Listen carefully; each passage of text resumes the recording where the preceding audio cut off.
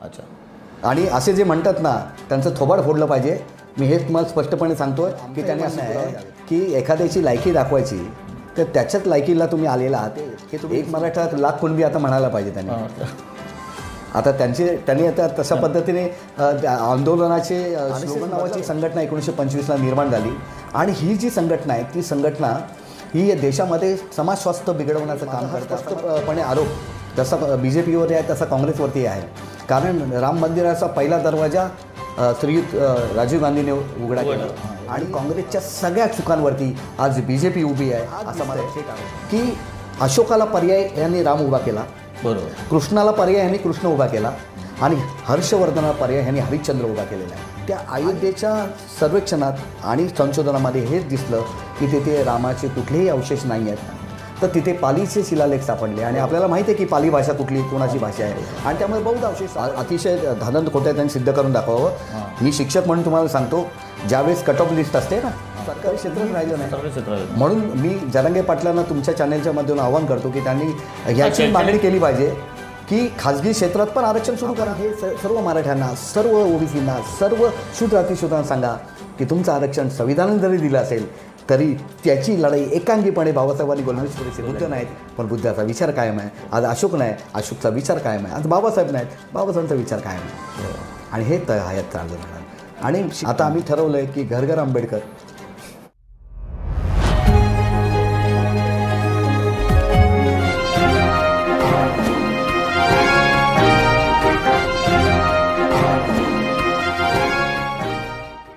नमस्कार. लोकमित्र संवाद यात्रामध्ये आपले स्वागत आहे. मी कुणाल बागुल. मित्रांनो, आज आपल्याकडे एक अशी अभिव्यक्ती आलेली आहे की ज्यांनी ज्या महाविद्यालयात शिक्षण घेतलं आज त्याच महाविद्यालयात ते कार्यरत आहेत प्राध्यापक म्हणून. त्यांनी इतिहासामध्ये MA केलेलं आहे आणि पाली भाषेत त्यांची PhD चालू आहे. त्यांचा राजकीय अभ्यास देखील दांडगा आहे. तसेच ते सामाजिक कार्यात खूप अग्रगण्य आहेत. राजकीय आणि सामाजिक या चालू घडामोडींवर ज्यांच्याकडून आपण विश्लेषण घेणार आहोत, विवेचन करणार आहोत ते म्हणजे प्राध्यापक विजय कृष्णा मोहिते. विजय मोहिते सर नमस्कार. नमस्कार आणि जय भीम. सर, सर्वप्रथम मला असं वाटेल तुम्हाला की आपला जो अभ्यास आहे राजकीय क्षेत्रात, सामाजिक क्षेत्रात आणि आपलं प्रतिमा प्रतिष्ठान म्हणून जे सामाजिक क्षेत्रात काम करणारे NGO देखील आहे, पण तुम्हाला सामाजिक कार्याची आवड कधीपासून लागली आणि कशा पद्धतीने लागली? ज्या नायगाव इथे मी राहिला होतो तो नायगाव हा भाग आहे तो स्वातंत्र्य चळवळ, कामगार चळवळ आणि आंबेडकर चळवळीचा बालेकिल्ला म्हणून ओळखला जातो. ज्याला पूर्वीचा गिरणगाव म्हणून ओळखला जातो. आजूबाजूला सगळ्या गिरणी कामगार आणि आंबेडकर चळवळ हातात हात घालून काम करताना मी माझ्या बालपणी पाहिलेली आहे. आणि म्हणूनच तो जो कामगारांचा ते क्षेत्र आहे आणि त्या क्षेत्रामध्ये आंबेडकर चळवळ रुजत असताना स्वतंत्र मजूर पक्षाच्या माध्यमातून बाबासाहेब आंबेडकरांनी नायगावमध्ये ज्या त्यावेळेच्या पूर्वाश्रमीच्या अस्पृश्यांना घेऊन जी आपली चळवळ उभी केली त्या चळवळीमध्ये माझे आजोबा सक्रिय कार्यकर्ते होते आणि ते समता सैनिक दलामध्ये होते. त्यानंतर माझे वडील हे बिपिटीत कामगार होते आणि त्यांनीसुद्धा बाबासाहेबांना जवळून पाहिलं होतं. आणि बाबासाहेबांच्या नंतर आंबेडकर चळवळीचे एक नेते ॲडव्होकेट BC कांबळे यांच्या बरोबर ते कार्यकर्ते म्हणून काम करत असताना आम्हाला हा चळवळीचा वारसा हा तिसऱ्या पिढीमध्ये अशा पद्धतीने संक्रमित झाला. आणि तो नायगावमध्ये मी तुम्हाला मगाशी सांगितल्याप्रमाणे जे चळवळीचं केंद्र होतं नायगाव, मग ते कामगार चळवळ असेल, स्वातंत्र्याची चळवळ असेल आणि आंबेडकर चळवळ असेल, या तिन्ही चळवळीचं ते केंद्र असल्यामुळे नकळत आमच्या बालवयामध्ये ह्या सामाजिक जागरणाचा आणि सामाजिक चळवळीचा प्रभाव आमच्यावर पडलेला आहे. आंबेडकरी चळवळीतला व्यक्ती आणि सिद्धार्थ महाविद्यालयात तुम्ही शिक्षण घेतलेलं आहे. खऱ्या अर्थाने आंबेडकरी चळवळीत जेव्हा माणूस असतो त्याला खूप शिक्षणासाठी देखील अडचण येतात. तर एकूणच शिक्षणाचा प्रवास कसा झाला असं जरा सांगाल आपलं? माझा प्रवास थोडासा खडतर झाला असं म्हणावं लागेल. कारण आई वडील लवकर गेले.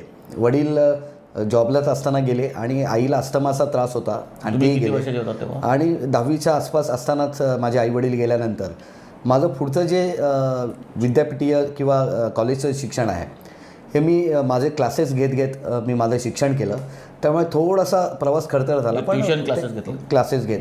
परंतु प्रत्येकाच्या आयुष्यात असा खडतर प्रवास येतो, त्यात त्याचं वेगळं नाही आहे. परंतु मला सांगायचं हे की हे करत असताना आम्ही ज्या बिर्डी चाळीत राहत होतो, मला त्या बिर्डी चाळीचा एक वेगळ्या अर्थानं अभिमान असा आहे की आता नुकताच त्या चाळी 100 वर्षांनी तुटत आहेत आणि आता तिथे पुनर्निर्मिती होते. पण त्या बिर्डी चाळी हे मी मगाशी सांगितल्याप्रमाणे चळवळीचं केंद्र होते आणि त्या चळवळीच्या केंद्रामध्ये आम्ही राहत असताना तिथली जी परिस्थिती होती त्यावेळेस, कारण शिक्षणाचा प्रचंड मोठा अभाव, घराघरामध्ये जो कामगार वर्ग होता त्यातले बरेचसे लोक हे व्यसनाधीन होते आणि त्यांची मुलं ते व्यसनाधीन असलेली वडील लवकर मेल्यामुळे ते पेटी केसवरती कामाला लागले आणि त्यामुळे त्यांचंही शिक्षण थांबलं होतं.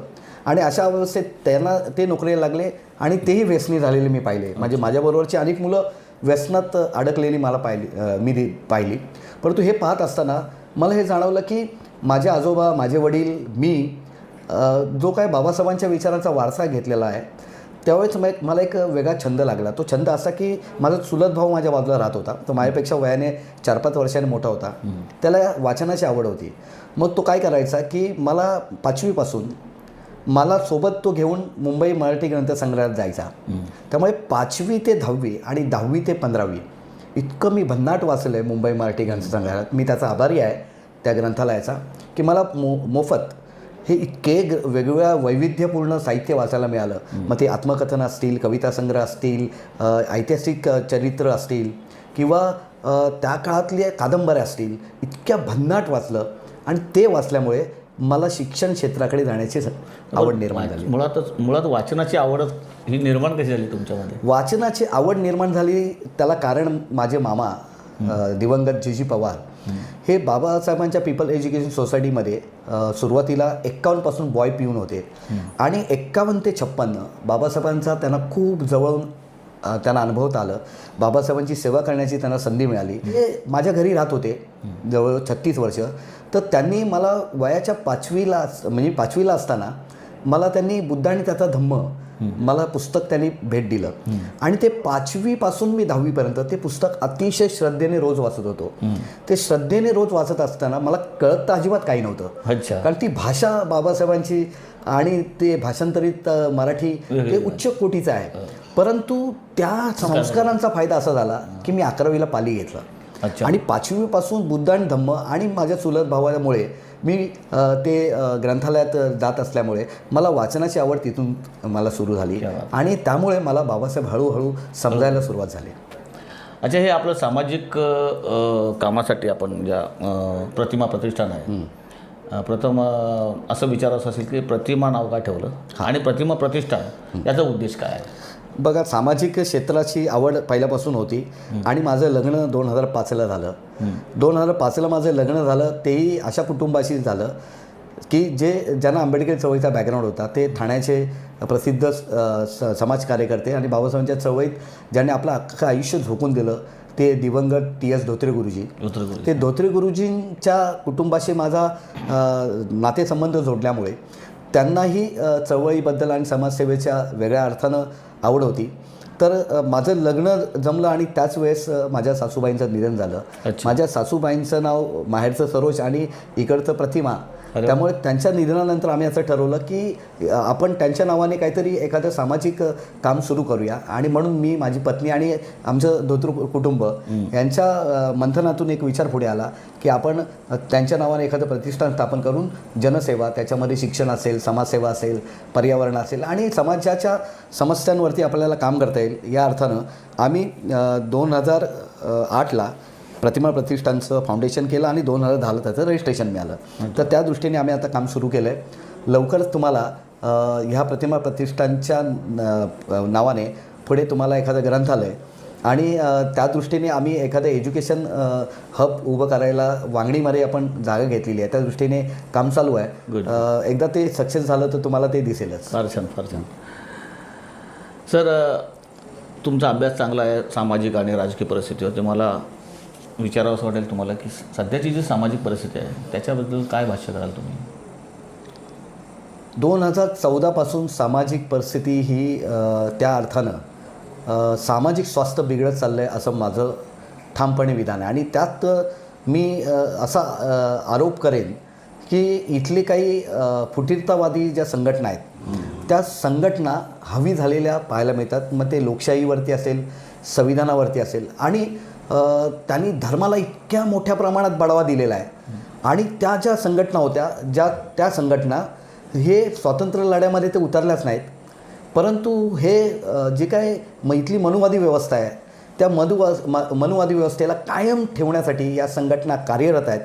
आणि त्याचं RSS म्हणतात. मूळ केंद्र हे नागपूरमध्ये आहे. नो डाऊट तुम्ही म्हणताय ते योग्यच आहे. RSS नावाची संघटना 1925ला निर्माण झाली. आणि ही जी संघटना आहे ती संघटना ही देशामध्ये समाज स्वास्थ्य बिघडवण्याचं काम करते असा मला थेट आरोप आहे. आणि ते समाज स्वास्थ्य काल्पनिक व्यक्तींना उभं करून समाजामध्ये, धर्मामध्ये आणि जातींमध्ये तेढ निर्माण करण्याचं काम आणि पुन्हा एकदा या देशाला फुटीरतेच्या उंबरठ्यावरती उभं करण्याचं काम करते असा माझा थेट आरोप आहे. तर ही संघटना आहे ती 2019ला त्यांची राजकीय संघटना असलेली BJP ज्यावेळेस सत्तेवर आली आणि त्याच्यानंतर या देशात 2014ला आणि तिथून समाज स्वास्थ्य बिघडायला लागलं आहे. आणि हे स्पष्टपणे दिसतं आहे की धर्माधर्मामध्ये, जातीमध्ये मला हे तर दिसतं आहे की ज्याला तुम्ही धर्म म्हणून ज्या लोकांना तुम्ही वंचित केलेलं आहे, ते अधिकार वंचित लोकांना धर्माच्या नावाने तुम्ही एकत्र करताय, पण त्यांनासुद्धा गोरक्षणाच्या नावाखाली त्या दलितांना पण ठोकून काढण्याचं काम त्यांनी केलेलं आहे. म्हणजे त्यांच्या दृष्टीने OBC असेल, दलित असेल, आदिवासी असेल, ही हिंदुत्वाला त्यांना गरज आहे, परंतु त्याच्यामध्ये त्यांना त्यांच्या त्या समाज घटकांवरती अन्याय करायला पण तेच पुढे असतात. काय दलिताला नोकरी नको आहे का? दलिताला भाकरी नको आहे का? त्यांना राम मंदिराच्या किंवा अशा प्रश्नांवरती अडकून त्यांच्या मूळ समस्यापासून त्यांना डायव्हर्ट करण्याचं काम या संघटना करत आहेत. आणि म्हणून आजच्या काळात समाज स्वास्थ्य अतिशय बिघडलेलं आहे. आणि ते बिघडलेलं असताना मला धोका वाटतो आहे की काय आपला देश जो बाबासाहेबांनी 1950ला हे संविधान देताना म्हणाले होते की हा देश पुन्हा एकदा फुटीरतावादाला बळी पडेल का, तर ती धोक्याची घंटा बाबासाहेबांनी तेव्हा वाजवली होती. ती आता मला दिसते. काय येणाऱ्या काळात 24 नंतर हा देश विघटनाच्या दिशेने जाईल का, ही शंका मला दिसते. काही दिवसांपूर्वी जवी पवार यांची मुलाखत घेतली होती मी, आणि त्यांचं विधान देखील हेच आलं होतं की जेव्हा सामाजिक परिस्थितीवर त्यांना विचारण्यात आलं ना, त्यावेळी त्यांचं देखील विधान हेच होतं की संविधान मानणारे आणि संविधान न मानणारे असे दोन भाग आहेत ते म्हणाले. आणि काही दिवसांनी देशाचं चित्र बदललेलं दिसेल जर असंच चालू राहिलं तर. देशाची फाळणी जशी पूर्वी झाली तशी आताही व्हायला काही वेळ लागणार नाही जर संविधानाच्या बाबतीत असे तोडफोड आणि तोडमोड होत राहिले तर. असं त्यांचं विधान होतं. तुम्ही आज तेच बोलतायत. म्हणजे थोडक्यात सामाजिक स्वास्थ्य बिघडलेलं आहे. आणि हे यासाठी काय करणं गरजेचं आहे तुम्हाला वाटतं? पहिली गोष्ट की या देशामध्ये बाबासाहेब आंबेडकरांना अपेक्षित असलेला संविधानिक भारत आपण निर्माण करण्यामध्ये अपयशी ठरलेलो आहे. हा दोष नुसता BJPचा नाही, हा दोष काँग्रेसचा सुद्धा आहे. कारण काँग्रेसने गेल्या 45-50 वर्षात त्यांना संधी मिळालेली असताना पण त्यांनी लोकशाही आणि संविधानिक भारत निर्माण करू शकले नाहीत. त्यांनी जातीमध्ये आणि धर्मांचं लागून चालन करून त्यांनी कुणाला तरी गोंजारण्याचा पण प्रयत्न केला. त्याचा साईड इफेक्ट BJPला संधी मिळवून देण्यात आलेला आहे. आणि माझा हा स्पष्टपणे आरोप जसा BJPवर आहे तसा काँग्रेसवरती आहे. कारण राम मंदिराचा पहिला दरवाजा श्रीयुत राजीव गांधीने उघडा केला. आणि तुम्हाला माहिती आहे शहाबानू प्रकरणानंतर त्यांनी शर्यतच्या कायद्याला हात घालत असताना त्यांनी हिंदूंचं लागून चालन करण्यासाठी त्यांनी राम मंदिराचा दरवाजा उघडला. तो प्रश्न कालबाह्य झाला होता, त्याला उकरून काढण्याचं काम काँग्रेसने केलं. आणि ही संधी BJPला मिळाली. आणि काँग्रेसच्या सगळ्या चुकांवरती आज BJP उभी आहे असा माझा थेट आरोप आहे. ते असं आहे की काँग्रेससुद्धा हिंदुत्ववादी आहे. याचा उत्तम पुरावा मी तुम्हाला देऊ इच्छितो आहे. कारण ज्यावेळेस या देशामध्ये संविधान लागू झालं आणि डॉक्टर राजेंद्र प्रसाद या देशामध्ये राष्ट्रपती म्हणून उभे राहिले तेव्हा त्यांनी हिंदू कोड बिलला सगळ्यात जास्त विरोध केलेला आहे. आणि हिंदू कोड बिल केवळ डॉक्टर राजेंद्र प्रसादामुळे हिंदू कोड बिल पुढे आलं नाही. बाबासाहेब आंबेडकरांना नेहरूंनी ही गॅरंटी दिली होती की मी पुढच्या अधिवेशनामध्ये मी हे हिंदू कोड बिल लागू करेन, परंतु राष्ट्रपतीच्या खातर ते करता आलं नाही. आणि आणखीन एक तुम्हाला सांगू इच्छितो की 52च्या पहिल्या सार्वत्रिक निवडणुकीमध्ये 3% असलेल्या ब्राह्मणांना नेहरू सरकारने 60% तिकीटं दिली आणि त्यांना त्याच प्रमाणात निवडून आणलं. जर त्यांना या देशामध्ये हिंदुत्ववाद आणि ब्राह्मणवाद आणायचा नव्हता तर 3% असलेल्या ब्राह्मणांना 60% तिकीटं देणं आणि त्यांना निवडून सत्तेत सहभागी करून संविधान प्रभावहीन करणं हे काम पहिल्यांदा काँग्रेसने केलं आणि त्याच्यानंतर आज BJP करते. आणि म्हणून काँग्रेस आणि BJP हे मनुवादाची A आणि B टीम आहे असा थेट माझा आरोप आहे. सध्याची राजकीय परिस्थिती काय म्हणते मग यावर? आता ही जी काही राजकीय परिस्थिती आहे ती परिस्थिती अधिक बिघडत चाललेली आहे. कारण आता राम मंदिराचा मुद्दा आहे. मी तुम्हाला हे सांगतो की राम मंदिराचा मुद्दा हा सांस्कृतिक लढाईचा एक भाग आहे आणि ती लढाई मी थेट मागे घेऊन जाईन. आणि मी तुम्हाला हे सांगू इच्छितो आहे की या देशामध्ये हा भारत हा अशोकाचा भारत आहे आणि म्हणून बाबासाहेब आंबेडकरांनी आणि त्यावेळेच्या सगळ्या समाज धुरीणांनी आणि ज्या स्वतंत्र सेनानी होते त्यांनी अशोकाचं कॉन्ट्रीब्युशन मान्य केलं होतं. आणि म्हणून आज अशोकाची राजमुद्रा, अशोकाचं ते अशोक चक्र आणि अशोक भारत निर्माण करण्याचा त्यांनी प्रतिकात्मक प्रयत्न केलेला आहे प्रतिकांच्या माध्यमातून. पण आज दिसतंय की अशोकाला पर्याय यांनी राम उभा केला, बरोबर, कृष्णाला पर्याय ह्यांनी कृष्ण उभा केला आणि हर्षवर्धनाला पर्याय ह्यांनी हरिश्चंद्र उभा केलेला आहे. आणि जे ऐतिहासिक महापुरुष आहेत, महान राजे आहेत, ज्यांनी ह्या देशाला सोने की चिडिया बनवलं होतं, तर त्यांच्या पाऊल टाकण्याऐवजी आम्ही काल्पनिक नायक उभे करतोय ज्यांचा इतिहासामध्ये काही आधार नाही, योगदान नाही, है ना? आधारच नाही. आणि आपल्याला हे माहिती आहे की 3 वेळा सेंट्रल गव्हर्नमेंटने आणि 3 वेळा स्टेट गव्हर्नमेंटने असे 6 वेळा आपल्याला आर्किओलॉजिकल सर्वे ऑफ इंडियाने सर्वेक्षण केलं. आणि ते सर्वेक्षण ज्यावेळेस अयोध्येमध्ये झालं त्या अयोध्येच्या सर्वेक्षणात आणि संशोधनामध्ये हेच दिसलं की तिथे रामाचे कुठलेही अवशेष नाही आहेत. तर तिथे पालीचे शिलालेख सापडले आणि आपल्याला माहिती आहे की पाली भाषा कुठली कोणाची भाषा आहे आणि त्यामुळे बौद्ध अवशेष सापडले. आणि त्यामुळे तिसरा कोणी अधिकारी तिथे उपलब्ध होऊ नये, म्हणजे तिसरा हिस्सेदार होऊ नये म्हणून हिंदू मुसलमानमध्ये हे वाटप झालेलं आहे असं मला दिसतंय.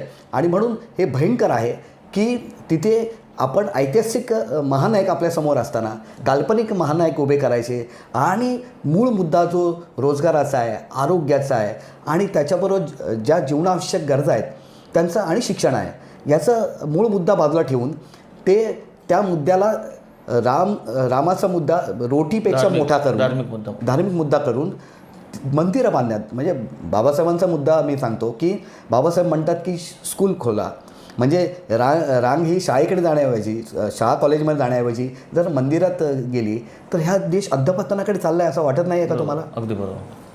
आज अनाऊन्स केले जरांगे पाटील जे मराठा आरक्षणाच्या संदर्भात मागे त्यांनी 16-17 दिवस उपोषण केलं.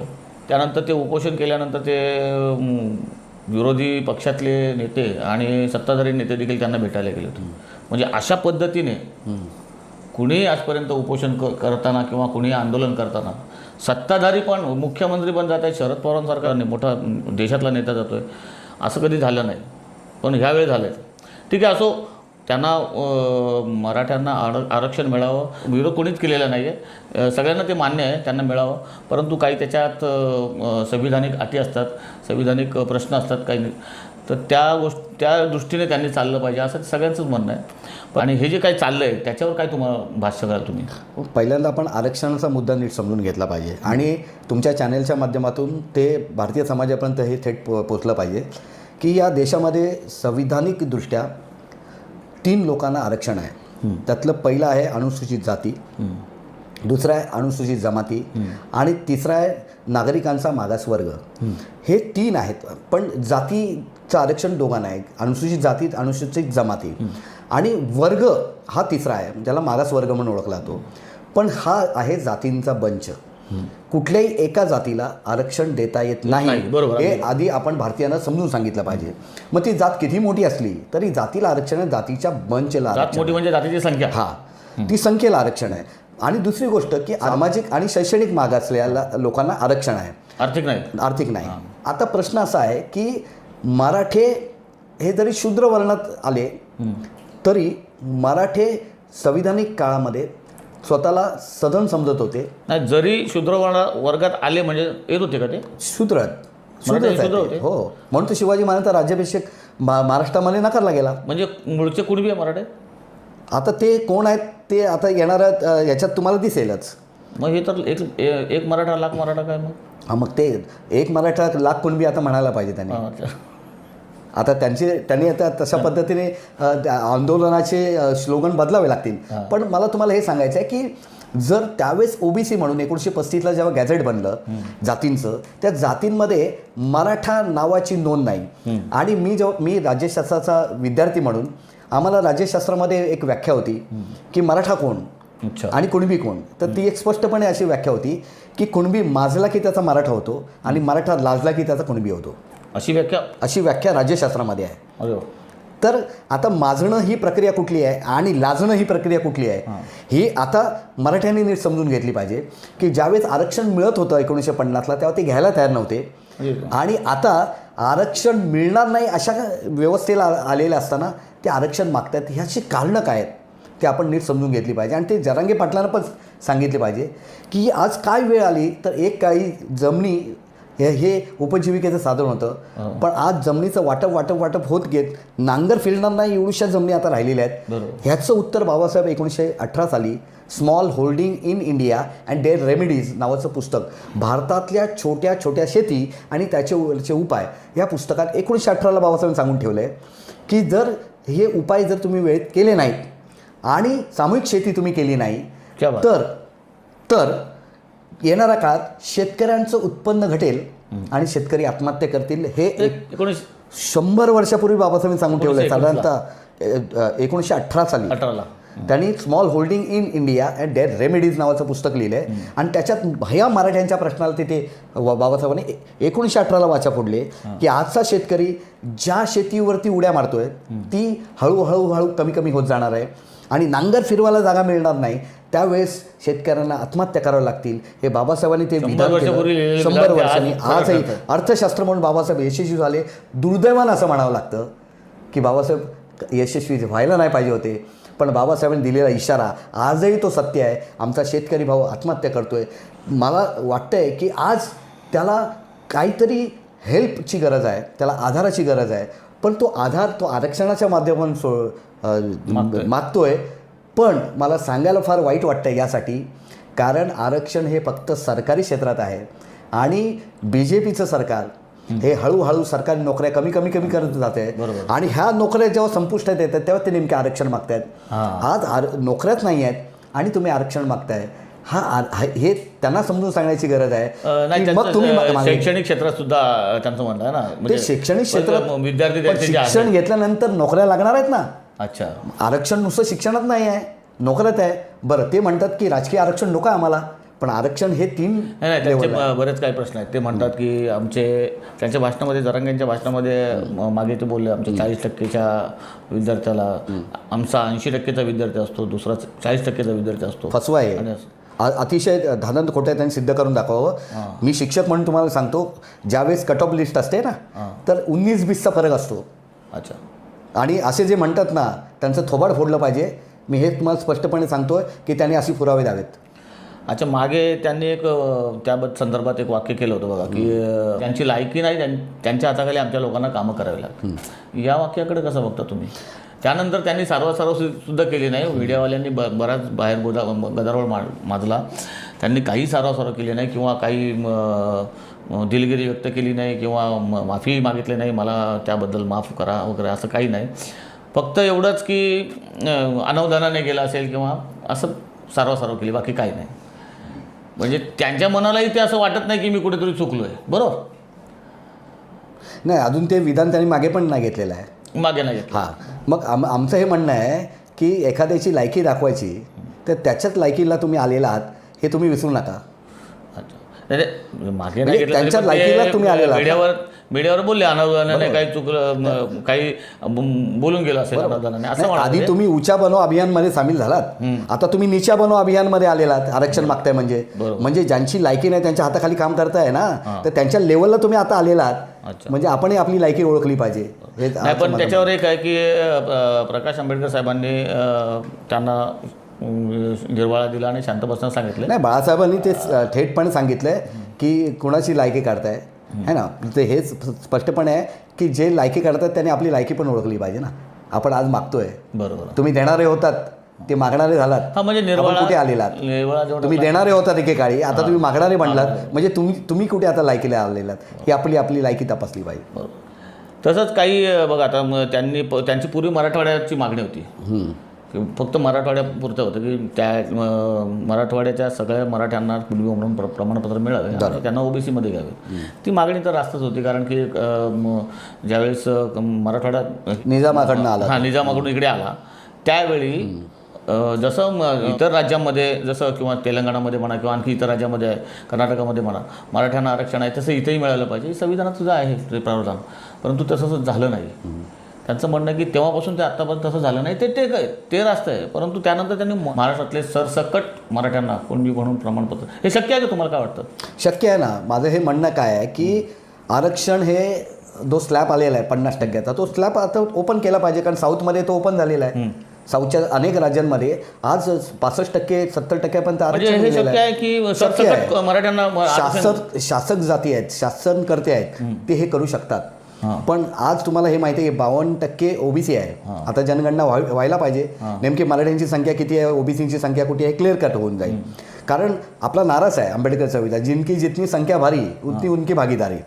तर नेमकी संख्या काय आहे? कारण 1931 बघा, ब्रिटिश किती त्या दृष्टीने लोकशाहीवादी होते की 1931ला शेवटची जनगणना झालेली आहे जातीगत. 41ला सुद्धा झालेली आहे, पण 41ला दुसरं महायुद्ध चालू होतं आणि म्हणून ते सॅम्पल योग्य ठरणार नाही, म्हणून ते सॅम्पलला ते मान्यता देत नाही. किती लोकशाहीवादी आहेत, जरी ते परकीय होते तरी ते लोकशाहीवादी होते, म्हणून आपण 31चं सॅम्पल वापरतो. 31 नंतर आता 2021ला जनगणना होणार होती, पण ती नाही झाली आहे. माझी मागणी आहे आपल्या चॅनलच्या माध्यमातून, ती जातीगत जनगणना झाली तर दूध का दूध पाणी का पाणी होईल. आणि आमची मागणी आहे की जिनकी संख्या भारी, मग मराठ्यांची जेवढी संख्या आहे त्याला आरक्षण द्या. पण 52% असलेल्या ओबीसींना 27% आरक्षण मिळालं आणि तेही महाराष्ट्रात 16% आहे किंवा 13% आहे. 16-13 ते खेळत आहेत. नाही, एससीनं 13%, एससीनं 13 आहेत आणि ह्यांना 16% आहे ना ओबीसीना. तर माझं हे म्हणणं आहे की 13-16% तुम्ही खेळताय ना, तर ते आरक्षण वाढवा आणि त्या आरक्षणामध्ये मराठ्यांच्या लोकसंख्येप्रमाणे त्यांनाही आरक्षण द्या. परंतु त्यांना कुणबी आणि ओबीसीमध्ये टाकणं एक तर ताट आहे, तेही अर्धं ताट त्यांना मिळतं आहे. त्या अर्ध्या ताटातलं पाव ताट जर मराठ्यांना दिलं तर मग त्या पाव ताटामध्ये ओबीसी बाकी सगळ्या 229 जाती आहेत महाराष्ट्रामध्ये, ते 229 जातींचं पोट भरणार नाही. आणि मग अंतर्गत जाती संघर्ष एवढा वाढेल की येणाऱ्या काळात त्याचं पर्यावसन कशात होईल हे आज तरी आपण सांगू शकत नाही. तुम्ही आत्ताच म्हणालात की ते शक्य आहे, सरसकट मराठ्यांना आरक्षण देणं शक्य आहे. कुठून शक्य आहे? राज्य शासनाकडून की केंद्र शासनाकडून? दोन्ही सरकार. आरक्षणाचा अधिकार केंद्राला पण आहे. कसं काय आणि त्याचं विश्लेषण मी हे करतो, कारण 2 सूची आहेत, एक केंद्र सूची आहे, एक राज्य सूची आहे. राज्य सूचीमध्ये राज्याला सुद्धा आरक्षण देण्याचा अधिकार आहे, कुठली जात कुठे टाकायची. आज मी तुम्हाला हे सांगेन की काही जाती महाराष्ट्रामध्ये ओबीसीमध्ये आहेत, त्याच जाती उत्तर प्रदेशमध्ये एससीमध्ये आहेत. एससीमध्ये म्हणजे फॉर एक्झाम्पल मी धोबी समाजाचं देईन. धोबी आपल्याकडे ओबीसीमध्ये आहे महाराष्ट्रामध्ये, पण ती यूपीमध्ये कनौजिया म्हणून तो शेड्यूल कास्टमध्ये आहे. म्हणजे ही जाती आहेत. तर जे काही जाती काही राज्यात एससीमध्ये आहेत, काही राज्यात ते ओबीसीमध्ये आहेत. ते फ्लेक्झिबल आहे. त्यामुळे केंद्र आणि राज्य यांना तो अधिकार आहे. राज्य सरकारला जातींना उचलून, जसं मी उदाहरण सांगेन की नरेंद्र मोदी यांची जात मोडघांची आहे, जी पूर्वी बनियामध्ये होती, ओबीसी बनियामध्ये होती, ती नंतर उचलून ते मुख्यमंत्री झालं, त्यांना ओबीसीमध्ये टाकलं. अच्छा, तसं तुम्हाला कुणाला ओबीसीमध्ये टाकायचं आणि पुन्हा ओबीसीमधून काढायचं. मी गवळी जातीचं उदाहरण देईन. गवळी पूर्वी ओबीसीमध्ये होते, आता त्यांना एनटीमध्ये टाकलेलं आहे.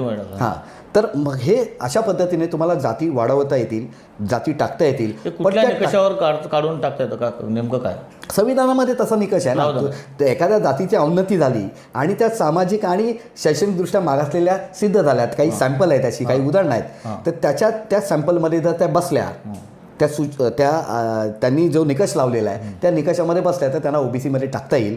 परंतु ती संख्या वाढवावी लागेल तुम्हाला, म्हणजेच कुणामध्ये खतखत राहणार नाही. म्हणजे जर आज 16% आरक्षण आहे महाराष्ट्रामध्ये, तर 16चं तुम्ही 32 करा आणि त्याच्यामध्ये मग त्यांची जनगणना झाल्यानंतर त्यांची ज्या जाती आहेत त्या जातींना लोकसभेमध्ये तो कायदाच पारित करावा लागेल. लोकसभेतही करावा लागेल, विधानसभेला तो अधिकार आहे, पण तो सुप्रीम कोर्टात टिकला पाहिजे किंवा कोर्टामध्ये टिकला. सुप्रीम कोर्टात टिकण्यासाठी मग लोकसभेत हे करावं लागेल. हां, पण त्याच्याचबरोबर तुम्हाला तो 50% स्लॅब तोडावा लागेल ना, तो वाढवावा लागेल. म्हणजे वाढवावं लागेल अर्थात ना. शेवटी आरक्षण मिळून सुद्धा तुम्ही म्हणताय फक्त नोकऱ्यांच्या ह्याच्यात काही खरं नाही नोकऱ्याचं, कारण सरकारी क्षेत्रच राहिलं नाही. सरकारी क्षेत्राला म्हणून मी जरांगे पाटलांना तुमच्या चॅनलच्या माध्यमातून आवाहन करतो की त्यांनी ह्याची मागणी केली पाहिजे की खाजगी क्षेत्रात पण आरक्षण सुरू करा. हां राईट. म्हणजे सगळ्यांना न्याय मिळेल, तुम्हाला सुद्धा न्याय मिळेल. बरोबर. उत्तर प्रदेशमध्ये बहनकुमारी मायावती मुख्यमंत्री असताना त्यांनी ते केलं की त्यांनी खाजगी क्षेत्रात आरक्षण केलं. पहिलं राज्य आहे की ज्यांनी खाजगी क्षेत्रात आरक्षणाचा कायदा बनवला आणि तिथे नोकऱ्या मिळाल्या लोकांना. इथे करू शकतो. साऊथच्या राज्यांनी केलं आहे ते. राईट. हां. आरक्षणाचा जेव्हा जेव्हा मुद्दा येतो तेव्हा बऱ्याच लोकांकडून, बऱ्याच तज्ज्ञांकडून असं म्हटलं जातं की कोर्टात टिकणारं आरक्षण जर हवं असेल तर ते केंद्र शासनच करू शकतं आणि ते नरेंद्र मोदी आणि त्यांचं सरकार त्यांच्या हातात आहे, BJP सरकारसोबत. कारण त्यांचं 2/3 मेजॉरिटी आहे तिथे लोकसभेमध्ये. त्याच्याबद्दल काय म्हणाल? कारण कोर्टात टिकणारं जे आरक्षण आहे ना त्याला संविधानिक आधार असला पाहिजे आणि ते नो डाऊट आपल्याला ते संसदेमध्ये तो पारित करून केलेल्या कायद्यानुसारच आपल्याला सुप्रीम कोर्ट हे देतं, मान्यता देतं. आणि म्हणून संसद आणि सुप्रीम कोर्ट यांचा आधार घेऊनच टिकणारं आरक्षण देता येईल. आणि त्यासाठी दोन्ही ठिकाणी सेम सरकार आहे. एक राज्यामध्ये पण BJP सरकार आहे, BJP समर्थित, आणि केंद्रात पण आहे. तर हे तुटकीसरशी सुटू शकतं. पण राज्यकर्त्यांची मानसिकता दृढ असली पाहिजे किंवा त्यांची इच्छाशक्ती असली पाहिजे. इच्छाशक्ती असली तर होण्यासारखं आहे, होऊ शकत आहे. हे होऊ शकतं. बरं, उद्याचा जरांगे पाटील उद्या म्हणजे आज ते निघालेत आणि 24-25 तारखेला काहीतरी मुंबईत येत आहेत. मुंबईची लोकसंख्या आहे 1.25 कोटी काहीतरी आहे. 2 कोटीच्या आसपास. हां, तर ते 3 कोटी लोक घेऊन येतात कमीत कमी असं म्हणतात. आता आणता येत नाही, तो भाग नंतरचा आहे. परंतु मग मुंबईचं कसं काय होईल? म्हणजे काय वाटतं तुम्हाला, घेऊन यावं किंवा त्यांनी त्यांच्या शिष्टमंडळाशी, मुख्यमंत्र्यांशी चर्चा करावी? कसं काय वाटतं तुम्हाला? आता ही राज्यकर्त्यांची जबाबदारी आहे. जसं स्वातंत्र्यपूर्वी नाही म्हणजे उद्या कायदा आणि सुव्यवस्थेची. नाही, बरोबर आहे. ते दांडी मार्च सारखं जर येत असतील तो त्यांचा संविधानिक अधिकार आहे. बरोबर आहे. आंदोलन करणं हा त्यांचा बाबासाहेबांच्या संविधान दिलेला तो अधिकार आहे त्यांना. त्यांनी ते करावं. पण ह्याचं गांभीर्य सरकारने ओळखून वेळीच त्यांच्या प्रश्नांवरती त्यांच्या शिष्टमंडळाला बोलून तो प्रॉब्लेम ठेवायचा आहे की तो सॉल्व्ह करायचा आहे हे शासनावरती आहे. उद्या 2 कोटी लोकसंख्या मुंबईची आहे आणि 3 कोटी तर 5 कोटी हे आधीच 7 बेटं होती आणि त्या बेटांवरती भर टाकून तुम्ही म्हणजे मातीची भर टाकली, आता माणसांची भर टाकणार. आणि चेंगराचेंगरीत लोक, आपल्या महाराष्ट्रात अनेक अशा घटना घडलेल्या आहेत की लोक चेंगराचेंगरीत मेलेली आहेत. पुन्हा अशी घटना घडून आणायची नसेल तर शासनावरती जबाबदारी आहे. त्यांनी वेलकम करावं आणि त्यांच्या शिष्टमंडळाशी बोलावं. एवढी जनसंख्या मुंबईत आणण्याची गरजच नाही. परवा दिवशी मी एक ज्येष्ठ पत्रकार आहेत आपले, त्यांनी त्यांचं स्टेटमेंट बघितलं की त्यांनी सांगितलं की होऊ द्या, काय व्हायचं ते होऊ द्या, परंतु तुम्ही जे जरांगे पाटलांनी जे निर्णय घेतला आहे येण्याचा, या तुम्ही आलं पाहिजे, तुम्ही संविधानिक अधिकार आहे हेही सांगितलं आहे त्यांनी. आणि काय 2-4 दिवस काय मुंबईकरांना सवय आहे तशी, 2-4 दिवसात काय होत नाही असं सांगितलं त्यांनी. तर त्याच्याकडे कसं बघता? म्हणजे हां, मी पत्रकारांचं समर्थन यासाठी करेन की आमच्या मुंबईकरांना गर्दीचं निचरा कसा करायचा हे चांगलं माहिती आहे. मी उदाहरण सांगतो तुम्हाला. नुकताच आता मी धम्मचक्र प्रवर्तन दिनानिमित्ताने नागपूरला गेलो होतो आणि नागपूरला अख्खा देश येतो, देशातनं लोक येतात. परंतु तिथलं जे नियोजन मी बघितलं तर मुंबईतलं 6 डिसेंबरचं नियोजन आणि तिकडचं दीक्षाभूमीचं नियोजन ह्याच्यात मला फार फरक दिसला. आणि तिथे दिसलं की तिथली जी मॅनेजमेंट आहे ती कशा पद्धतीने ढिसाळ दिसली की 3-4 किलोमीटर आबालवृद्ध पायी जात होते आणि दोन्ही मार्ग त्यांनी बंद करून टाकले होते. एक मार्ग चालू ठेवला पाहिजे होता. तेच मी 6 डिसेंबरला बघतो की एकच मार्ग चालू, म्हणजे लोकांना जायला चालू असतो, एक मार्ग पूर्णतः बंद असतो आणि त्या मार्गाने सगळी रसद पुरवली जाते. आणि ॲट द टाईम 45 ते 50 लाख लोक 6 डिसेंबरच्या दिवशी मुंबईत येतात आणि कधी जातात हे मुंबईकरांना पण कळत नाही. इतकं सुनियोजन मुंबई महानगरपालिकेचं यासाठी अभिनंदन की गर्दीचं नियोजन कसं करायचं हे मुंबईकरांकडनं लोकांनी आणि भारताने शिकावं. कारण कुठेही मॅनेजमेंटमध्ये ठिसाळपणा होत नाही. गर्दीच्या बाबतीत व्यवस्थेच्या बाबतीत अभाव होत असेल पण गर्दीचं नियोजन फार सुंदरपणे केलं जातं. तर वेलकम जरांगे पाटलाला मुंबईकर म्हणून आम्ही त्यांना वेलकम करतो. तर आंबेडकरी चळवळीबद्दल तुमचा अभ्यास आहे आणि तुम्ही पूर्वीपासून पाहत आला, तुमच्या म्हणजे घरातच पूर्ण आजोबांपासून ते योगदान आहे. सध्याची परिस्थिती काय आहे, काय सांगाल तुम्ही चळवळीच्या संदर्भात? मी आंबेडकर चळवळीच्या बाबतीत फार आशावादी आहे. आशावादी असं म्हणू इच्छितो आहे की या देशाचं संविधान बाबासाहेबांनी लिहिलं आणि मी बाबासाहेबांना आधुनिक भारतीय लोकशाहीचा जनक समजतो. म्हणजे आपल्या पित्याने ही लोकशाही निर्माण केली तर ती टिकवण्याची जबाबदारी आंबेडकरवाद्यांची आहे. आणि आज तुम्ही बघाल की मोदी आणि त्यांच्या विचारधारेला आणि RSSच्या विचारधारेला खऱ्या अर्थानं चॅलेंज कोण असेल तर तो आंबेडकरी विचाराचा माणूस आहे. मी समाज म्हणत नाही आहे, विचाराचा माणूस आहे. मग तो ओबीसी असेल, तो SC असेल, तो आदिवासी असेल, तो आंबेडकरी विचाराचा माणूस आहे, तो संविधानाला मानतो, तो या देशात चॅलेंज आहे. आणि म्हणून हे संविधानाला चॅलेंज करून त्यांनी पाहिलं. तुम्हाला माहिती असेल 1997 साली इथे वाजपेयी सरकारने व्यंकटचलय आयोग नेमला होता. आणि व्यंकटचलय आयोग नेमल्यानंतर संविधानाची समीक्षा अर्थात संविधानाला बदलण्याची सुरुवात त्यांनी 1997ला केली.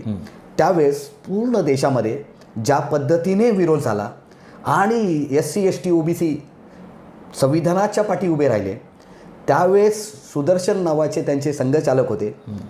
त्यांनी 2000 साली दीक्षाभूमीला जाऊन बाबासाहेबांच्या पुतळ्याला हार घातला आणि समझोता केला की आम्ही संविधानाची समीक्षा करणार नाही आणि तो विषय तिथे स्टॉप केला. तो 25 वर्षाचा अजेंडा घेऊन ते आता पुढे आलेले आहेत आणि आज संविधानाला फार मोठं चॅलेंज त्यांनी उभं केलेलं आहे. पण मला मी आशावादी आहे की आंबेडकरवादी जो विचार आहे तो विचार आज जनसामान्यामध्ये रुजतोय सोशल मीडियाच्या माध्यमातून. तुमच्या चॅनेलचं आणि जे असे सोशल मीडियावरच्या जी चॅनेल आहे त्यांची ही ताकद आहे की आज मेन स्ट्रीमचा जो मीडिया आहे तो मीडिया जरी ह्या गोष्टी बिकाऊ पद्धतीने मांडत नाही आहे, तो विकला गेलेला आहे. हां, आणि तो विकला गेलेला आहे जाहीरपणे. म्हणून रवीश कुमार सारखे अनेक लोकांना बाहेर पडावं लागलं. अनेक पत्रकार, मी एकच नाव घेऊ इच्छित नाही, खूप सारे पत्रकार आहेत, त्यांना बाहेर पडावं लागलं. अगदी लोकशाही नावाच्या चॅनेलला बॅन करावं लागलं आहे आता. म्हणजे मीडियाची मुस्कटदाबी केली जात आहे. आणि अशा अवस्थेमध्ये आज आंबेडकरी जो सोशल मीडिया आहे विचारांचा आणि आंबेडकरी विचारांचा जो भारतीय लोक आहेत तर ते मी आशावादी चित्र बघतोय की हे कधी ना कधी ते उभं राहणार आहे. आणि बाबासाहेबांनी सांगितले की ही लढाई ही हजारो वर्षाची लढाई आहे, क्रांती प्रतिक्रांतीची. आज प्रतिक्रांती तुमच्या उंबरठ्यात आलेली आहे आणि मला दिसतं की 22 तारखेला प्रतिक्रांतीचं मुहूर्तमेढ रोवली जाणार आहे. पण ती ही प्रतिक्रांती आहे, त्यानंतर क्रांती होणार आहे. कारण हे क्रांतीचं जे चक्र आहे बुद्धाच्या तत्त्वज्ञानानुसार ते अनित्यता आहे. जर रात्र आहे तर दिवस उजाडणार आहे आणि तो दिवस आंबेडकरी विचाराचा माणूसच निर्माण करणार आहे. म्हणून हे चित्र मला आशावादी दिसते. मी अजिबात निराश नाही आहे, परंतु हे आपोआप होणार नाही. यासाठी तुम्हाला प्रयत्न करावे लागतील. आणि म्हणून तुमच्यासारख्या सोशल मीडियाने आज मोठ्या प्रमाणात अशा मुलाखती घेऊन लोकांमध्ये हा विचार पोचवून त्याचं जर जनमतात रूपांतर केलं तर मला असं वाटतं की 24ला येणाऱ्या काही महिन्यातच ह्या BJP सरकारच्या वेळेत, मी मोदी सरकार हा शब्द वापरत नाही, तर भारत सरकार आहे बरोबर, तर BJPच्या सरकारला एक मोठं चॅलेंज उभं राहील. आणि ते चॅलेंज ते दूर करण्यासाठी EVMचा जरूर वापर होईल. परंतु EVMचा वापर जरी झाला तरी लोक जर मोठ्या प्रमाणात रस्त्यावर उतरले तर यांना पळताभुई थोडी होईल. EVMच्या विरोधात म्हणता का तुम्ही? विरोधात. आणि म्हणून मला असं वाटतं की भारतीय लोकांनी EVMच्या विरोधात रस्त्यावर उतरलं पाहिजे. जर तुम्हाला मत टिकवायचं असेल, तुमच्या मताचा राजा बनवायचा असेल तर तुम्हाला EVM जे मत हॅक करतं किंवा मतं एक बटन दाबलं तर दुसऱ्यालाच मत जातं तर ते रोखलंही त्यांची जबाबदारी आहे. अभी ये नारा देना पडेगा की वोट हमारा और राज तुम्हारा नहीं चलेगा. आणि हे काम आंबेडकरी विचाराचेच लोक करू शकतात. आणि म्हणून येणाऱ्या काळात आंबेडकरी विचारच्या संघटना जरी तुम्हाला मूर्तवत झालेल्या दिसत असतील किंवा विस्कळीत झालेल्या दिसत असतील, परंतु आंबेडकरी विचार मात्र जनसामान्यापर्यंत आज पोचू इच्छितो आहे. आणि मला दिसतंय की उत्तर भारत असेल, नॉर्थ असेल, कदाचित महाराष्ट्रात थोडी शिथिलता आलेली आहे. कारण महाराष्ट्राने खूप काम केलेलं आहे, आता ते थांबलेले आहेत, थकलेले आहेत त्या अर्थानं. परंतु तुम्ही जर नॉर्थमध्ये बघाल तर ते ऋती सिंगच्या माध्यमातून जे काही आंदोलन उभं राहिले आहे आणि तो OBC यूट्यूबवरती तो भाषण करतो मोठ्या प्रमाणात, डॉक्टर लक्ष्मण यादव. हां, तर लक्ष्मण यादवला जेव्हा काढलं तर जनसैलाब त्यांच्या समर्थनात उतरलेला आहे. साऊथमध्ये तुम्ही बघाल तर त्या मुलाने आत्महत्या केली रोहित रोहित वेमुला. त्याच्या प्रकरणानंतर साऊथमध्ये ज्या पद्धतीने आंबेडकरी चळवळ आणि विचार उभा राहिला, आज मला दिसतंय की नॉर्थ आणि साऊथ असं खतखत आहे आंबेडकर विचार. आणि संपूर्ण देशात आज संविधानाचं महत्त्व कळायला लागलेलं आहे. फक्त आज सगळ्यात मोठा आमचा प्रॉब्लेम आहे तो लॅक ऑफ लिडरशिपचा. जर एखादा चेहरा पुढे आला आणि त्यांनी ह्या सगळ्या लाटेवर तो स्वार झाला, तर असं मला वाटतं की मोदींना पुन्हा चॅलेंज उभं राहील आणि हे मला दिसतंय काही वर्षात होईल. तर आंबेडकरी चळवळ ही बाबासाहेबांना जी अभिप्रेत होती की भारत बुद्धमय करीन, बाबासाहेब शेवटला म्हणाले होते की मी भारत बुद्धमय करीन. त्यानंतर 56 धम्म दिल्यानंतर खऱ्या अर्थाने 16 डिसेंबरला त्यांनी एक कार्यक्रम घेतला होता दीक्षा समारंभाचा पुन्हा एकदा. मला वाटतं मुंबईच्या रेसकोर्सवर घेतला होता.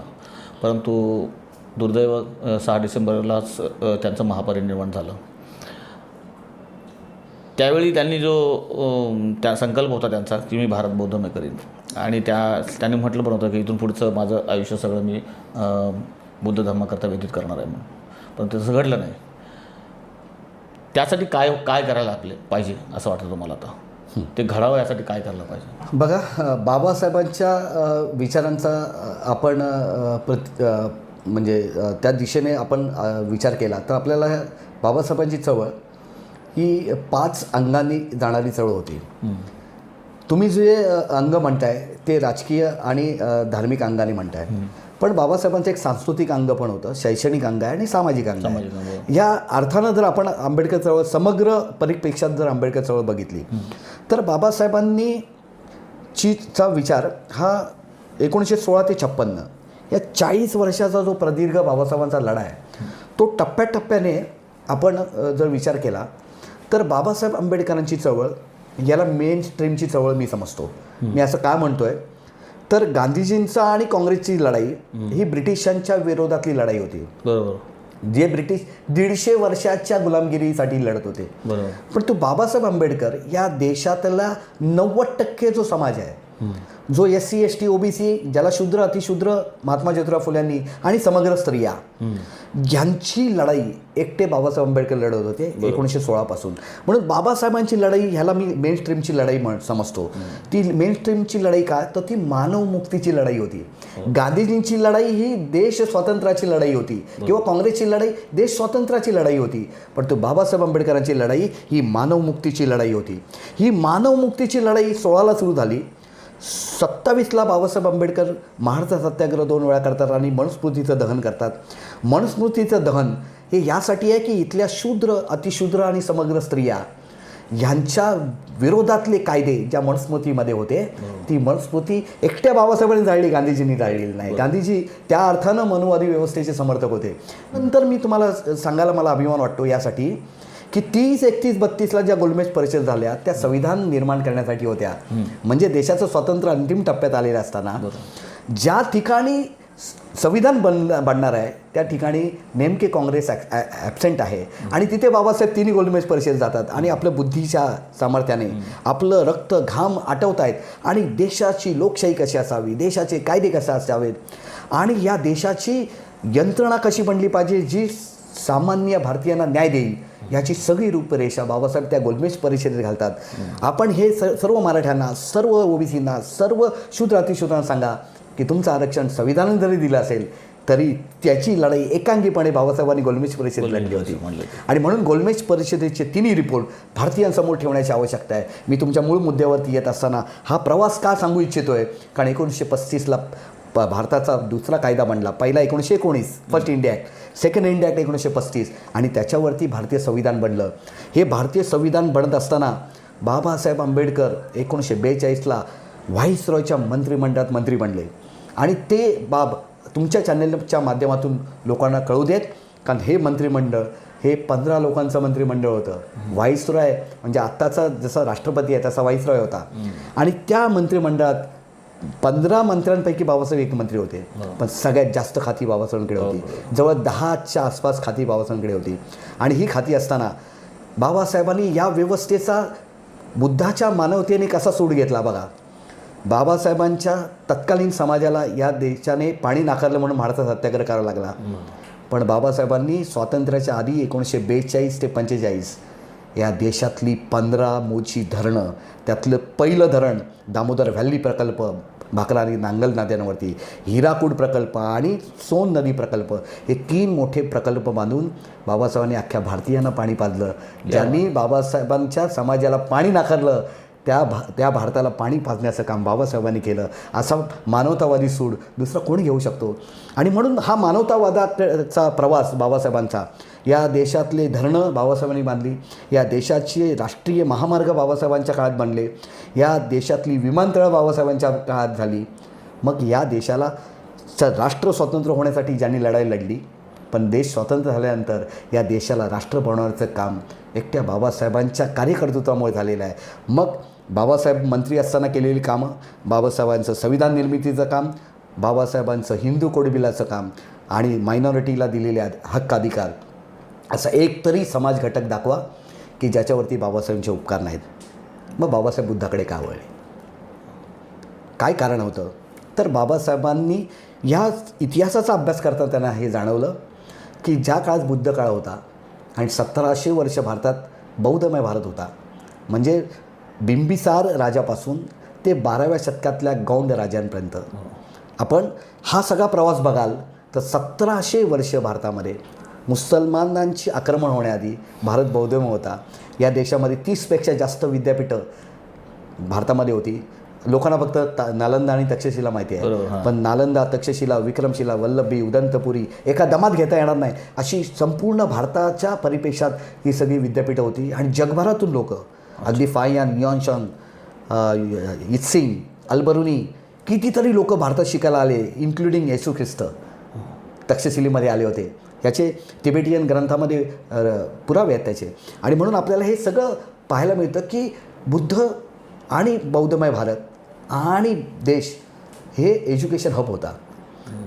तुम्ही आणि आपण लहानपणी एक गाणं ऐकलेलं, जहां डाल डाल पर सोने की चिडिया करती है बसेरा, वो भारत देश आहे मेरा. तो कधी होता? तो बुद्ध काळामध्ये होता. म्हणून तुम्हाला मी जे 3 महान सम्राट आपल्या देशाने दिले, त्यांच्या तोडीचा जगात कोणी सम्राट झाला नाही. तो सम्राट अशोक, सम्राट कनिष्क आणि सम्राट हर्षवर्धन. या 3 सम्राट हे आमच्यासाठी अद्वितीय असे सम्राट आहेत. म्हणजे ध्रुव ताऱ्यापेक्षा चमकदार असे हे तारे आहेत आमचे. आणि त्यांनी हा जो भारत निर्माण केला तो बुद्ध काळात होता. आणि म्हणून तसा भारत पुन्हा निर्माण करायचा असेल, इतिहासाची पुनरावृत्ती करायची असेल तर तो भारत बनवण्यासाठी चलो बुद्ध की ओर. आणि म्हणून समाज जसा आहे, म्हणजे संविधान निर्माण झालं पण समाज तसा नव्हता, संविधानिक समाज नव्हता. म्हणून संविधानिक समाज बनवण्यासाठी, तो सुसंस्कृत मानवतावादी समाज बनवण्यासाठी, समता, स्वातंत्र्य आणि बंधुभावावर आधारित समाज रचना निर्माण करण्यासाठी आपल्याला बुद्धाकडे जावं लागेल, बुद्ध संस्कृतीकडे जावं लागेल. म्हणून बाबासाहेबांनी 14 ऑक्टोबर 1956ला समस्त बहुजनांना त्यांनी नागपूरला नेलं. आणि आपल्याला हेही माहिती आहे की नागपूरमध्ये जवळजवळ 5 ते 7 लाख लोकांनी धम्मदीक्षा घेतली. त्याच्यामध्ये मेजॉरिटी जरी पूर्वाश्रमीचे महार समाजाचे लोक असतील, त्यात मातंग समाज होते, चर्मकार होते, इवन त्या स्टेजवरती 5 ब्राह्मणांनी पण बौद्ध धर्माची दीक्षा घेतलेली आहे. हा मेसेज लोकांना गेला पाहिजे. म्हणजे बाबासाहेबांची ही क्रांती एक जातीय, एक वर्गीय, एक समाजाची क्रांती नाही आहे, तर ती समग्र क्रांती होती. भले ती छोटीशी त्याची 14 ऑक्टोबरला सुरुवात झाली. त्यानंतर आपल्याला माहिती आहे, तुम्ही ज्याचा उल्लेख केला की मुंबईत बाबासाहेबांचा कार्यक्रम 16 डिसेंबर ठरणार होता आणि 10 दिवस आधी बाबासाहेबांचं महापरिनिर्वाण झालं आणि आपल्यातून निघून गेले. त्यानंतरचे कार्यक्रम दिल्लीला होते, कोलकात्याला होता, जालंधरला होता. हे कार्यक्रमाची रूपरेषा, येस, बाबासाहेबांचे जे काय लेफ्टनंट आहेत त्यांनी हे लिहून ठेवलेलं आहे. सोनलाल शास्त्री असतील, शंकरानंद शास्त्री असतील, नानकचंद दत्तो असतील, ह्याने हे सगळे बाबासाहेबांची काय कार्यक्रम पत्रिका बनलेली होती ती होती. आणि मग बाबासाहेब जसं ह्या दीक्षेच्या कार्यक्रमाने SC ST OBCना प्रभावित करून जगभरातून बाबासाहेब फंडिंग आणून मग भारतामध्ये सेमिनरी, म्हणजे एज्युकेशन सिस्टीम ऑफ बुद्धाच्या बद्दल शिक्षण व्यवस्था बाबासाहेब उभे करणार होते. आणि त्याच्यातून मग बुद्धाला समकालीन असलेले, बुद्धाचा विचार घेऊन जाणारे शीख धर्म असेल, वारकरी संप्रदाय असेल आणि विविध जे मानवतावादी संप्रदाय, हे बुद्धाच्या विचाराने कसे आहेत याच्यावर मोठ्या प्रमाणात रिसर्च करून सगळ्या SC ST OBCना बाबासाहेबांना बौद्ध धर्माच्या कुशीत, म्हणजे घरवापशी, मूळ धर्माकडे या.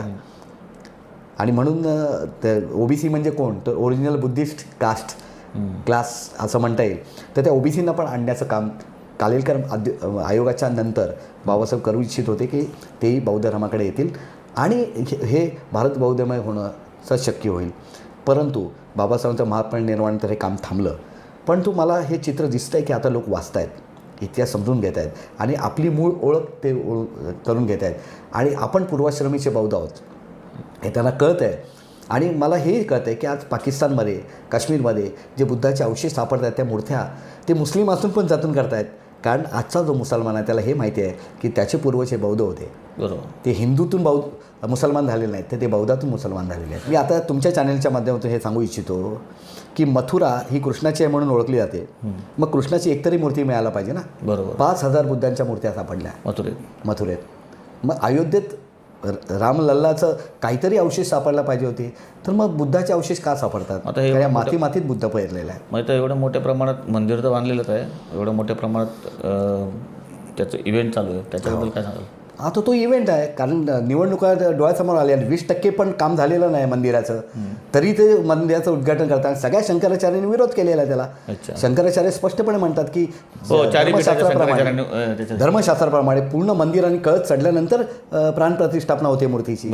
तुम्ही आधीच करताय आणि त्यामुळे विरोध आहे. बरं, उद्घाटन पण करताना सपत्नीक करायचं असतं है ना. एकटा माणूस कुठली पूजा करत नाही असं धर्मशास्त्रात लिहिलेलं आहे.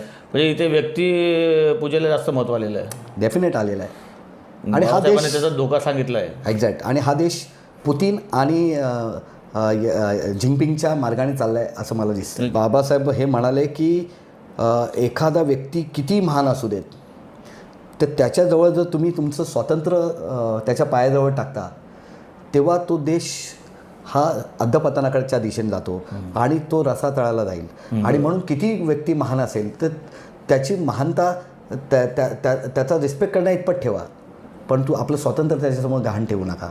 आणि म्हणून हे दिसतंय तुम्हाला की तुम्ही हुकुमशाहीच्या दिशेने चाललेले आहात. आणि जर हे असंच होत राहिलं तर मला वाटत नाही 2024 नंतर या देशात निवडणुका होतील की नाही. कारण ही 2024ची ही शेवटची निवडणूक न ठरो अशी मी अपेक्षा बाळगतो. बऱ्याच लोकांचं स्टेटमेंट आहे तसं. हो. आणि दिसतंय जे जागृत आहेत त्यांना हे दिसतंय. सर, तर मग आपण चळवळीबद्दल खूप चांगलं विश्लेषण केलं आहे आणि बाबासाहेबांच्या नंतर बौद्ध धम्माच्या संदर्भात देखील आपण सांगितलेलं आहे. परंतु राजकीयदृष्ट्या बाबासाहेबांनी ज्यावेळेस मला वाटतं शेड्यूल कास्ट फेडरेशन होतं आणि रिपब्लिकन पक्षाची संकल्पना पण मांडली होती, बरोबर. राजकीयदृष्ट्या आंबेडकरी चळवळ यशस्वी कशी होईल असं वाटतं तुम्हाला? याची बीजं बाबासाहेबांच्या राजकीय चळवळीतच आहेत. बाबासाहेबांचं स्वतंत्र मजूर पक्ष आणि बाबासाहेबांचा शेड्यूल कास्ट फेडरेशन. स्वतंत्र मजूर पक्ष हा मुंबई राज्यापुरता होता सुरुवातीला. Schedule caste federation all India होतं, बरोबर. परंतु ऑल इंडियाचं शेड्यूल कास्ट फेडरेशन ज्या गतीने यशस्वी होऊ शकलं नाही, त्या गतीने स्वतंत्र मजूर पक्ष हा यशस्वी झालेला दिसतोय. बरोबर. मी याचं उदाहरण तुम्हाला का सांगतोय, तर यावेळेस स्वतंत्र मजूर पक्षाच्या माध्यमातून बाबासाहेबांनी कामगार, शेतमजूर यांची मोड मांडली होती आणि दलित, म्हणजे हा सोशल इंजिनिअरिंगचा फॉर्म्युला होता. तो बाबासाहेबांनी 17 उमेदवार उभे केले मुंबई राज्यात आणि 15 उमेदवार निवडून आणले आणि बाबासाहेब विरोधी पक्षनेते बनले आणि बरेचसे कायदे मुंबई राज्यात बाबासाहेब पास करू शकले. हाच प्रयोग यशस्वी प्रयोग आहे, कारण नंतर शेड्यूल कास्ट फेडरेशनमध्ये शेड्यूल कास्टची मर्यादा आल्यामुळे शेड्यूल कास्टचा पक्ष म्हणून त्याच्याकडे तिरस्कृतदृष्ट्या पाहिलं गेलं. म्हणून ज्या गतीने यश मिळायला पाहिजे होतं, जे गतीनं, जसं स्वतंत्र मजूर पक्षाच्या यशासारखं यश मान्यवर कांशीरामजींनी बहुजन समाज पार्टीच्या माध्यमातून तो बहुजनाचा पक्ष बनवून दिला. नंतर मग त्यांच्या मृत्यूनंतर तो थोडासा सेटबॅक मिळाला, तो भाग वेगळा. पण मला आता तुम्हाला जे सांगायचं आहे की बाबासाहेबांची नकल केली तरच तुम्हाला यशाचा मार्ग उपस्थित होतो. म्हणजे मी उदाहरण नेहमी देतो ते संजय पवारांचं. संजय पवार नाटककार आहेत, ते एकदा त्यांनी एक लेख लिहिला होता की बाबा तुझी पोरं नापास का होतात.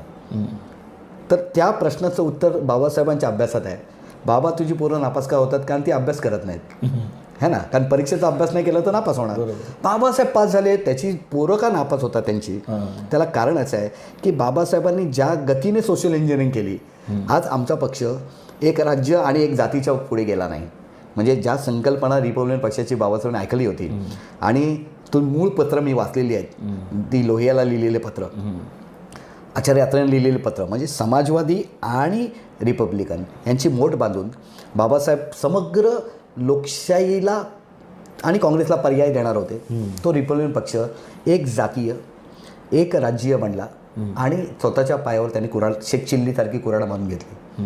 आज माझं हे म्हणणं आहे की पुन्हा आंबेडकर चळवळीला गतिमान करायचं असेल तर बाबासाहेबांच्या चळवळीचा म्हणजे एकंदर फुले शाहू आंबेडकर यांचा 1848 ते 1956 108 वर्षाचा जो या देशातला वसाहतिक स्वातंत्र्याच्या विरोधातला जी लढाई झाली म्हणजे वसाहतीच्या स्वातंत्र्यासाठीची जी लढाई झाली त्याच्यामध्ये जी सामाजिक लढाई फुले शाहू आंबेडकरांनी 108 वर्षाची लढाई लढली म्हणजे अव्याहतपणे, तर त्याच्यात शिक्षण आरक्षण आणि संरक्षण संविधानाच्या माध्यमातून फुले शाहू आंबेडकरांनी दिलं.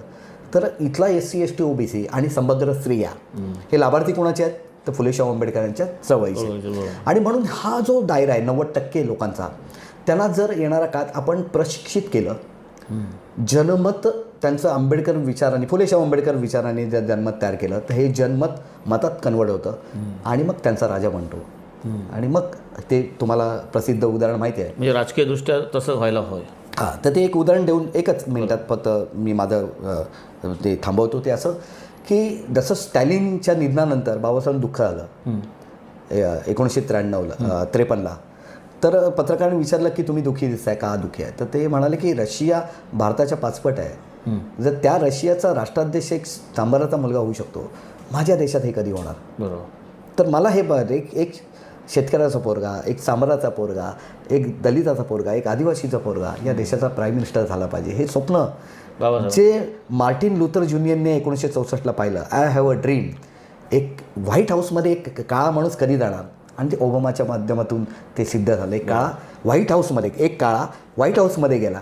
आता ते चित्र आता आलेलं आहे की राष्ट्रपती कोणाला पण बनवता येतो पण पंतप्रधान बनवणं सोपं नाही आहे ना. आणि म्हणून येणाऱ्या काळात मोदींना जर पर्याय द्यायचा असेल तर एखाद्या दलिताला किंवा एखाद्या OBCला रिअल OBCला तुम्ही पंतप्रधानाचा कॅन्डिडेट म्हणून रिअल OBC म्हणताय तुम्ही. रिअल OBC मोदी रिअल नाही. आता ते मी मगाशीच सांगितलं तुम्हाला. त्यांची जी जात आहे ती नंतर OBC टाकली गेलेली आहे, त्यामुळे रिअल OBC हा शब्द मी वापरला. मग ते मायावती असेल नाही तर स्टॅलिन असेल है ना. म्हणजे ज्यांनी चांगलं काम उभं केलेलं आहे अशा लोकांना तुम्ही प्राईम मिनिस्टर म्हणून डिक्लेअर करा इंडिया. आणि ते पण डिक्लेअर कशाला करायला पाहिजे प्राईम मिनिस्टर म्हणून. म्हणजे 140 करोड भारतीयांचा हा अपमान नाही आहे का. जर एकच माणूस हा लायक आहे नरेंद्र मोदी आणि 140 करोड लोकांमध्ये एकही माणूस लायक नाही म्हणजे 140 करोड लोकांचा अपमान हा मोठा केवढा मोठा अपमान आहे. नाही, तुमचं म्हणणं बरोबर आहे, परंतु त्यासाठी डिक्लेअर कशाला करायला पाहिजे. कसं असतं की नेतृत्वाशिवाय लढाई होत नाही आणि तुम्हाला कप्तान लागतो आणि ही लढाई आहे, राजकीय लढाई आहे आणि लढाईला कप्तान लागतो. जर तुम्हाला चेहरा मला याचं विवेचन आठवत आहे. निखिल वागळे सरांनी खूप चांगलं विवेचन केलं. मोदीला पर्याय काय म्हणून नाही सॉरी निखिल वागळे सर नाही विश्वंभर चौधरी त्यांनी सांगितलं होतं की जेव्हा त्यांना विचारलं जातं की मग मोदीला पर्याय काय तर ते म्हणतात की चांगल्याला पर्याय असतो, वाईटाला पर्याय नसतो. क्या बात आहे, खूप फार सुंदर. पर्याय चांगल्याला असतो, वाईटाला पर्याय स्वतः घालवायचा असतो. वाईट घालवायचं असतं नंतर मिळतो पर्याय. घालवा परंतु पर्याय चांगला काहीतरी निर्माण करा. चांगला म्हणून तो चांगलाच पर्याय मी सांगितला की आता ती वेळ आलेली आहे की स्वातंत्र्याचं रक्षण ताटावरून पाटावर बसणारे लोक नसून ज्याला चटणी भाकरीची जाणीव आहे अशा माणसाला प्राईम मिनिस्टर बनवलं पाहिजे.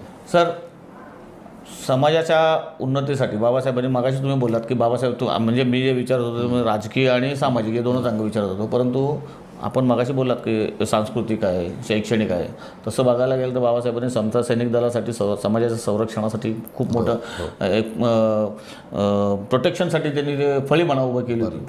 अशाच पीपल एज्युकेशन सोसायटी आहे म्हणजे शैक्षणिकसाठी, धार्मिकसाठी भारतीय बौद्ध महासभा आहे.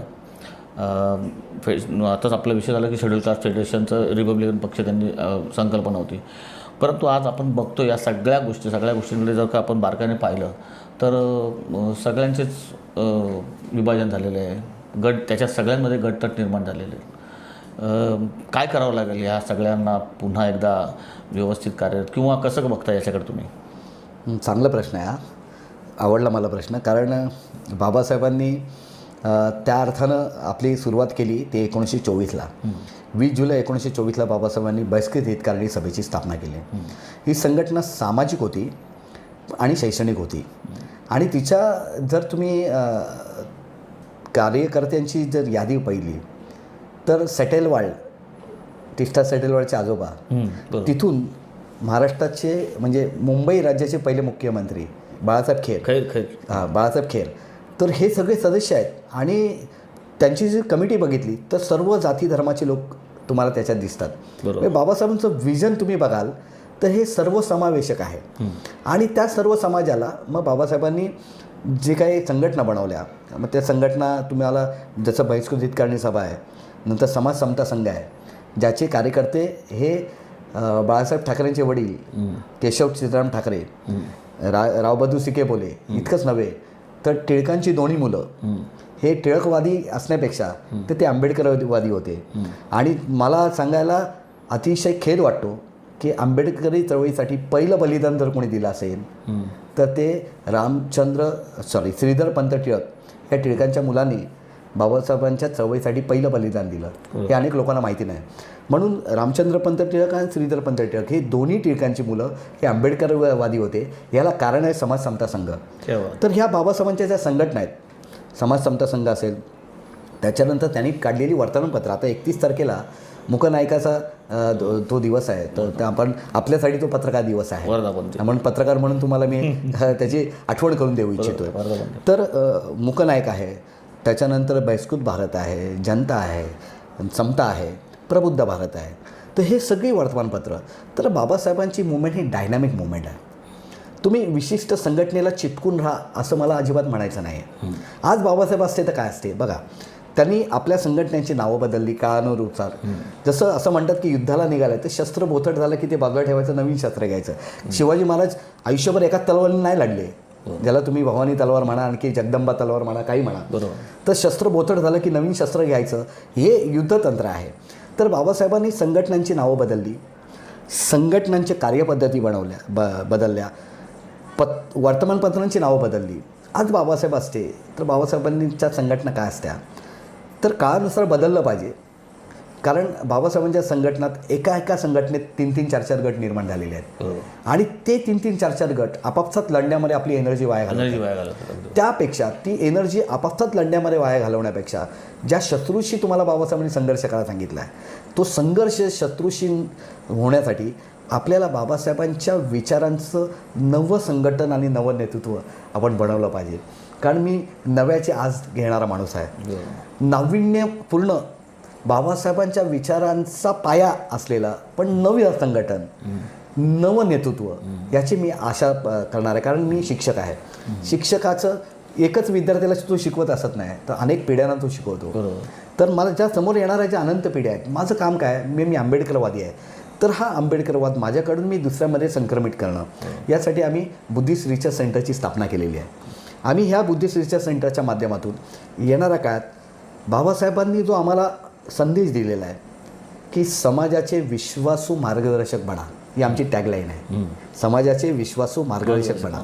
तर त्या विचारांच्या माध्यमातून पुढे आम्ही बाबासाहेबांच्या विचारांचे कार्यकर्ते आणि नेते घडवण्यासाठी आम्ही नेते नाही बनणार आहोत, तर आमच्या खांद्यावरती आम्ही नवे तरुणांना उभे करून जे जीवनाच्या सर्व अंगांना, म्हणजे आंबेडकरी कार्यकर्त्यांना, जसं बाबासाहेबांनी सिद्धार्थ महाविद्यालयात स्टुडंट पार्लमेंट उभं केलं, म्हणजे तिथे शिकणारा मुलगा आहे, त्याला परराष्ट्र धोरण माहिती असलं पाहिजे, बरोबर, त्याला जागतिक राजकारणामध्ये इंटरेस्ट असला पाहिजे, त्याला आर्थिकदृष्ट्या अर्थसंकल्पापासून सगळ्या गोष्टी माहिती असल्या पाहिजेत, त्याला भारतातील पर्यावरणाचा अभ्यास असला पाहिजे. म्हणजे जीवनाला व्यापणाऱ्या सर्व गोष्टींचं नॉलेज आंबेडकरी कार्यकर्त्याला असलं पाहिजे. असं येणाऱ्या काळात बुद्धिस्ट रिसर्च सेंटरच्या माध्यमातून एखादी आंबेडकर प्रबोधिनी आपण निर्माण करून येणारी पिढीतील भविष्यातले नेते, भविष्यातले कार्यकर्ते घडवण्यासाठी आमचं पुढे योगदान द्यायचं ठरवलं आहे. म्हणून बाबासाहेबांच्या संघटना मजबूत करायच्या असतील तर नव्या कार्यकर्त्याची कुमक, नवा विचारांचे लोक आणि नवं नेतृत्व देण्याची धमक असलेली संघटना आपण निर्माण करू. जुनं नेतृत्व जागा सोडत नाही, नवं नेतृत्व कसं येणार, आपोआप ते बाजूला जाईल. मग ज्यावेळेस सच्च नेतृत्व उभं राहतं तेव्हा लुच्च नेतृत्व आपोआप बाजूला होतं. त्यामुळे सच्च नेतृत्व आपण उभं करूया. मग या सगळ्या संस्था ज्या आहेत बाबासाहेबांच्या शैक्षणिक, सामाजिक, राजकीय ज्या काय, त्या सगळ्या संस्था जर आपण नवीन नेतृत्व उदयास आलं तर पुन्हा कार्यरत होतील, व्यवस्थित? कार्यरत होतील किंवा नवीन उभारी घेतील, किंवा असे होऊ शकतं की काळानुसार ते निष्प्रभ पण ठरतील. म्हणजे जसं मी उदाहरण देतो की महात्मा ज्योतिराव फुलेंचा सत्यशोधक समाज घेऊन बाबासाहेब पुढे नाही आले. त्यांनी बहिष्कृतकारणी सभा आणली. शाहू महाराजांची ब्राह्मणत्व चळवळ बाबासाहेबांनी पुढे नाही आणली. म्हणजे त्यांनी त्यांचं काम केलं, ते निघून गेले. आज आपण आहोत तर आपण आपलं काम करूया त्यांच्या विचाराने. म्हणजे फुल्यांचा विचार, बाबासाहेब काय म्हणाले, कोणी कुठल्याही मार्गाने जावे, आम्ही ज्योतिबांचा मार्ग सोडणार नाही. पण त्यांनी सत्यशोधक बनले का? ते सत्यशोधक समाज पुढे घेऊन गेले का? नाही. मग माझं हे म्हणणं आहे की बाबासाहेबांचा मूळ विचार, संघटना काय आहे, आज येथील उद्या नसतील. आज बाबासाहेबांचा समाज समता संघ कुठे आहे? आज स्वतंत्र मजूर पक्ष कुठे आहे? आज शेड्यूल कास्ट फेडरेशन कुठे आहे? है ना. परंतु विचार जनरेशन टू जनरेशन चालणार आहे. आणि तो हयात. आज बुद्ध नाहीत पण बुद्धाचा विचार कायम आहे. आज अशोक नाही, अशोकचा विचार कायम आहे. आज बाबासाहेब नाहीत, बाबासाहेबांचा विचार कायम आहे. आणि हे हयात चाललं राहणार. आणि आता आम्ही ठरवलं आहे की घर घर आंबेडकर. तर मित्रांनो, हे होते सामाजिक, राजकीय, सांस्कृतिक आणि सर्व क्षेत्रात ज्यांचा निपुण अभ्यास आहे आणि स्वतःची एक प्रतिमा प्रतिष्ठान म्हणून एक संस्था आहे, त्यामार्फत देखील ते काम करतात. आपल्या आज संवाद यात्रेत त्यांनी आपला मोलाचा वेळ दिला. सर, खूप खूप धन्यवाद आपले. धन्यवाद. जय भीम.